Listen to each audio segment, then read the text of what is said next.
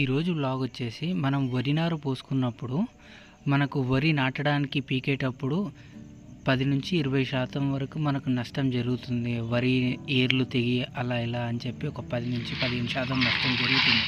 ఆ నష్టం జరగకుండా ముందు రోజు ఇక్కడ చూసారు కదా, ఈ సాల్ట్ అనేది ఆ రోజు సాయంత్రం ఆ వరి మడిలో పోసుకుంటే ఆ భూమిలో ఉన్న ఆ వేర్ల దగ్గర కొంచెం లూజ్ అయిపోవడం వల్ల రేపటి నాడు కూలోళ్ళు వచ్చి ఆ వరి నారుని పీకి నాటేటప్పుడు ఆ వేర్లు తెగడం అనేది తక్కువగా ఉంటుందన్నమాట.